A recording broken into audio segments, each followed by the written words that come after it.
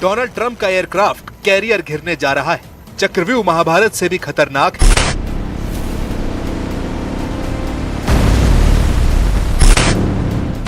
America ने जिस battle group को ईरान से लड़ने के लिए भेजा है, ईरान ने बता दिया है कि उसे हजारों सैनिकों के साथ पहले घेरा जाएगा, वार्निंग दी जाएगी और अगर तेहरान का हुक्म नहीं माना गया तो उसे डुबो दिया जाएगा। ईरान के रेवोल्यूशनरी गार्ड्स की धमकी बहुत खतरनाक है।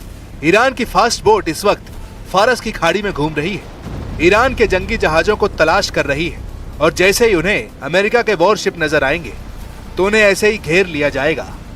चारों तरफ ऐसा चक्रव्यूह रचा जाएगा जिससे फंसे ट्रंप के सामने फिर सरेंडर करने के अलावा कोई रास्ता नहीं बचेगा।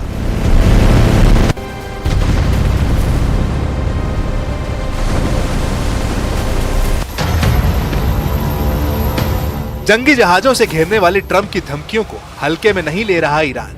अगर ट्रंप माइंड गेम खेल रहे हैं तो ईरान ने भी दावा किया है पलटवार ऐसा होगा कि ट्रंप का दिमाग महसूस करेगा समुंदर वाला जलजला। डोनाल्ड ट्रंप के करियर बैटल ग्रुप को रोकने के लिए ईरान के पास क्या विकल्प है, बहुत गौर से समझिएगा।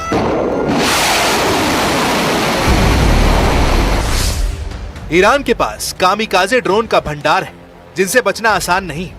ईरान के पास एंटी शिप क्रूज के अंडरग्राउंड अड्डे हैं जिनसे अमेरिका अनजान है। ईरान के पास फास्ट बोट है जो ऐसी मिसाइलों से लैस है जिनसे अमेरिका की जंगी फ्लीट को खत्म किया जा सकता है। ये तीनों ऐसे काउंटर कैरियर हथियार हैं जो फारस की खाड़ी को अमेरिकी नौसेना का कब्रिस्तान बना सकते हैं।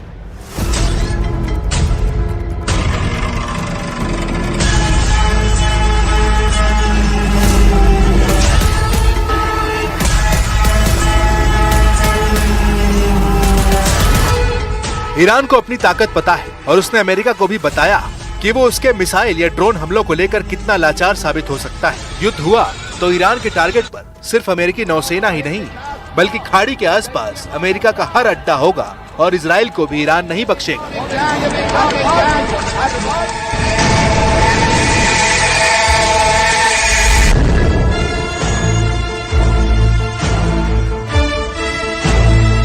یک تهدید نظامی باعث بی‌ثباتی در کل منطقه خواهد شد، به خصوص با توجه به ویژگی‌هایی که حضور آمریکا در منطقه داره. این فهم مشترک به نظرم در منطقه وجود داره. منطقه کاملا بر علیه تهدید نظامی هست و همه معتقد هستن که بی‌ثباتی منجر به چالش‌های عمده برای منطقه خواهد شد و لذا کشور منطقه با این موضوع مخالف. जब से ईरान का कैरियर बैटल ग्रुप हिंद महासागर में पहुंचा है, ईरान उसकी एक एक पल की लोकेशन ट्रैक कर रहा है। सवाल है कि बैटल ग्रुप ईरान से कितनी दूरी पर रहकर ऑपरेशन करना चाहता है, या कहें कि ईरान पर पहला हमला फारस की खाड़ी में पहुंचकर किया जाएगा, या फिर अमेरिका के जहाज एक सुरक्षित दूरी पर रहकर ईरान पर अटैक लॉन्च करेंगे। Do not enter in Iranian territorial waters. यह है ईरान का आरस ड्रोन। ये एक कामिकाजे ड्रोन है। ये एंटी शिप अटैक के लिए ईरान का बहुत ही खतरनाक हथियार माना गया है। 150 किलो के वॉर हेड के साथ आरस की रेंज 2000 किलोमीटर और ईरान ने ऐसे ड्रोन अपने गोदाम में रखे हुए हैं।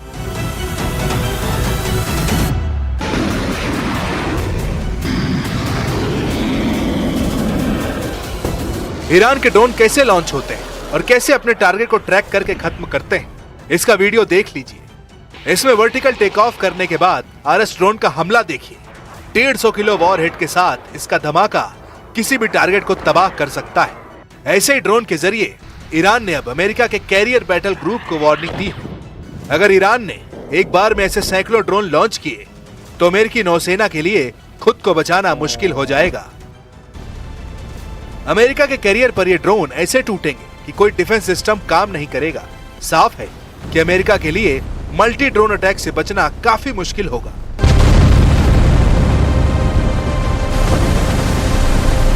ورود فلان ناو قرار نیست در اراده و جدیت ایران برای دفاع جانانه از کیان ایران اثری بگذاره.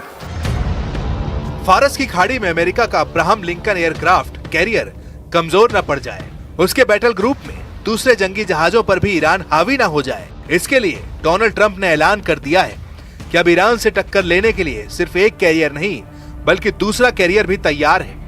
ईरान की ड्रोन और फास्ट बोट वाली ताकत देखकर ट्रंप को एहसास हो गया कि ईरान को एक कैरियर ग्रुप से नहीं हराया जा सकता है। जून 2025 में ईरान के मिसाइल हमले ट्रंप को याद है। हालांकि वो अब ईरान को ऑपरेशन मिडनाइट हैमर की याद दिला रहे हैं, जिसके जरिए उन्होंने ईरान के परमाणु ठिकानों को पूरी तरह तबाह करने का दावा किया था। And in June we obliterated Iran's nuclear capacity in Operation Midnight Hammer. You saw that.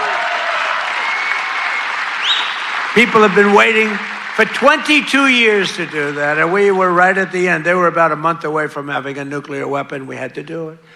And by the way, there's another beautiful armada floating beautifully toward Iran right now. So we'll see. I hope they make a deal. I hope they make a deal. They should have made a deal the first time they'd have a country. America ने Iran के खिलाफ समुद्र में दूसरा aircraft carrier उतार दिया है, यानी ईरान का शिकार करेंगे अमेरिका के 2 बैटल ग्रुप। पहला है यूएसएस अब्राहम लिंकन, जो हिंद महासागर में पहुंच चुका है, और अब दूसरा कैरियर यूएसएस जॉर्ज बुश भी रवाना कर दिया गया है। आखिर ट्रंप को ये फैसला क्यों लेना पड़ा? क्या ईरान के पलटवार वाली वार्निंग ने पेंटागन को डरा दिया है? आखिर ट्रंप को परमाणु पावर से चलने वाले 2 एयरक्राफ्ट कैरियर की जरूरत क्यों पड़ी?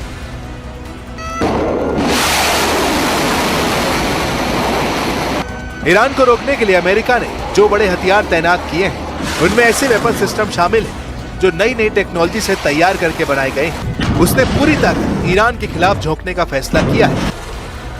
अमेरिका ने अपने 3 बड़े हथियार पश्चिम एशिया को कंट्रोल करने के लिए तैनात किए हैं। इनमें सबसे खास है B-2 बम वर्धक विमान।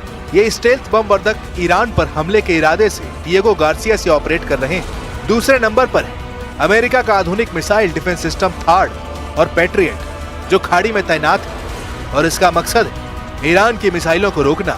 तीसरे नंबर पर है अमेरिका का एयरक्राफ्ट कैरियर अब्राहम लिंकन और उसका पूरा बैटल ग्रुप। अमेरिका का दावा है कि उसके जंगी जहाजों की तरफ आने वाली हर मिसाइल और ड्रोन को रास्ते में ही मार गिराया जाएगा। लेकिन अगर ट्रंप का दिन खराब निकला और ईरान का कैरियर किलर मिशन कामयाब रहा, तो ट्रंप अमेरिका को क्या जवाब देंगे? एक एयरक्राफ्ट कैरियर को डुबोने से 6000 नौसैनिकों की जान खतरे में पड़ जाएगी। अगर ईरान के ड्रोन या उसकी फास्ट बोट 2 एयरक्राफ्ट कैरियर पर हमले में कामयाब रहे, तो 12000 नौसैनिकों पर मौत मंडराने लगेगी। क्या ईरान के खिलाफ युद्ध में 12000 सैनिकों की जान की बाजी लगाएंगे ट्रंप? अमेरिका के हर बेड़े पर रूस की भी नजर है। रूस अपने हर दुश्मन को बहुत करीब से देख रहा है। भले दुनिया को अभी ईरान अलग थलग लगे, लेकिन पुतिन की मदद वाला पंजा ईरान को बचाने के लिए वॉर करेगा। ये बात ट्रंप को बहुत अच्छी तरह मालूम है।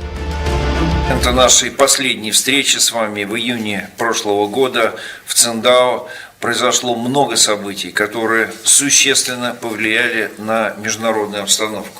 Примеры Венесуэлы, Ирана требуют от наших ведомств организации постоянного анализа ситуации в сфере безопасности и соответствующих действий. Сегодня в условиях динамичного изменения мировой военно-политической обстановки डोनाल्ड ट्रंप के लिए बड़ा सिरदर्द सिर्फ ईरान ही नहीं बल्कि पुतिन बन चुके हैं। खार्किव में यूक्रेन की टीम पर रूस ने ड्रोन अटैक किया। इस हमले में 4 लोगों की मौत हुई। जेलेंस्की ने इसे आतंकी हमला बताया है। एक और फ्रंट उत्तर कोरिया है, जहां किम जोंग उन के ऑर्डर पर एक बैलिस्टिक मिसाइल टेस्ट की गई है। इस मिसाइल टेस्ट से दक्षिण कोरिया और जापान में दहशत फैल गई। किम जोंग क्या सिग्नल दे रहे हैं? अब ट्रंप की फौज इसे डिकोड करने में लगी है। लेकिन बड़ा मैसेज साफ नजर आ रहा है कि ईरान के खिलाफ युद्ध करने को तैयार ट्रंप के खिलाफ कई मोर्चे एक्टिव हो गए हैं।